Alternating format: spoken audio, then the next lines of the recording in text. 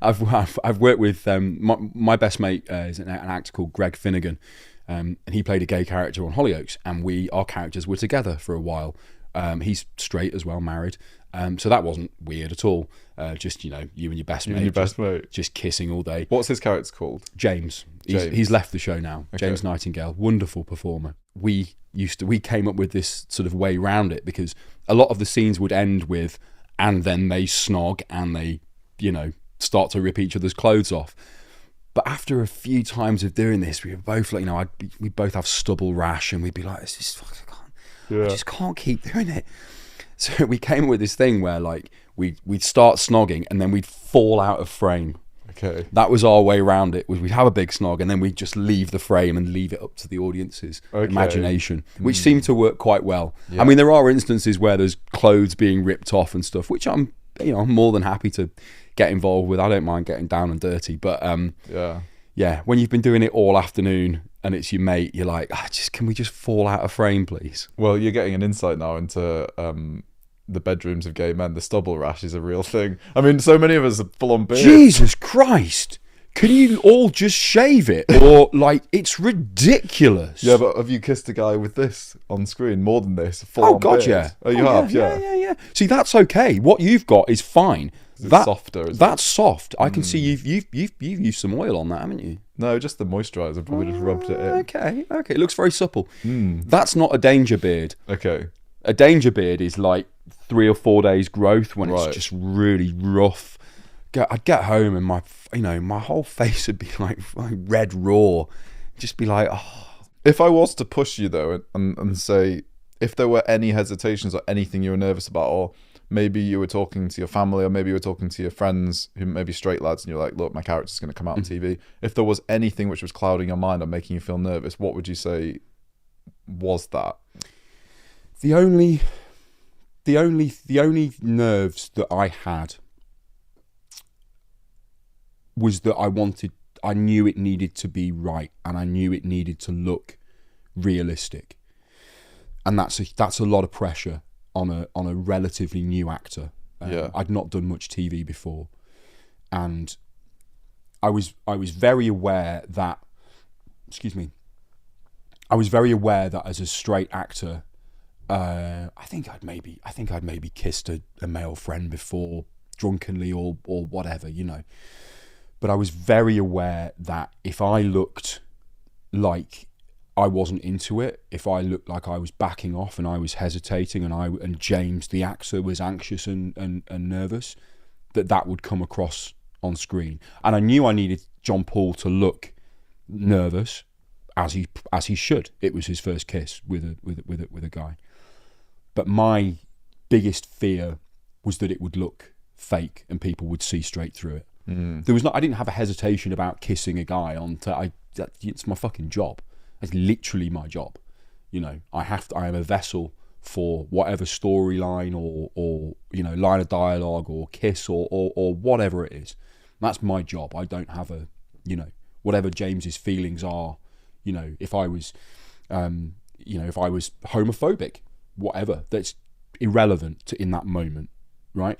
But my fear was that it would look shit and people would see through it.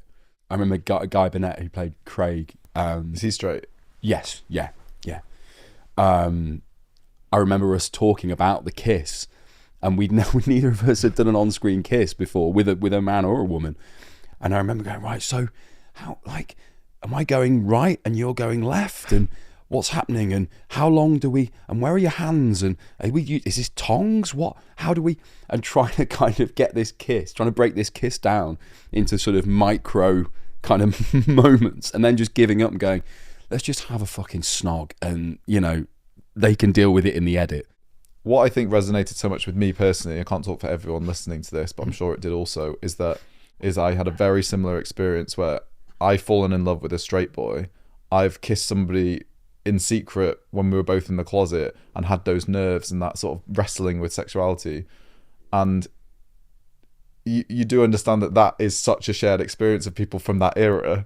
And that's what I think was made it so powerful is, I mean, you must have heard that so much, is that, oh, I fall in love with my straight mate, and I used to kiss boys and had a girlfriend on the side. And And I think what was so great to see is that two schoolboys essentially were kissing at prom, and what I know is a lot of gay people will feel like they didn't get that, and it's something that there's a gap in our life, and I have a lot of sadness to that. I never got that young high school love that everyone else had.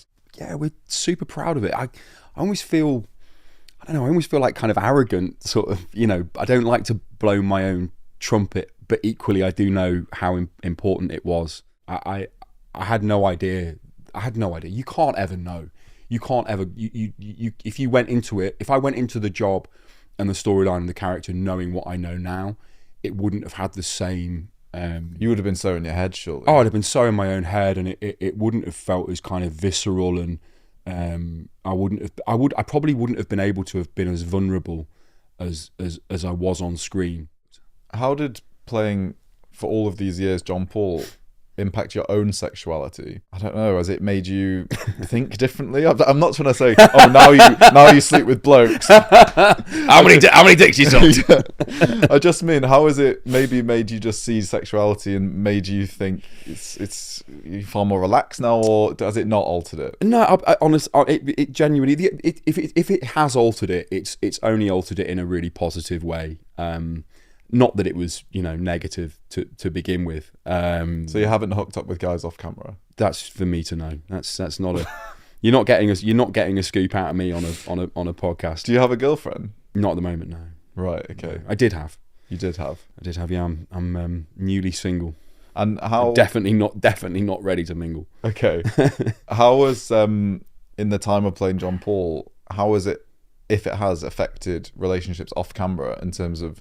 I don't know. Have some women found it weird that you play? Oh God, character? Yeah. Oh yeah. Oh really? Yeah.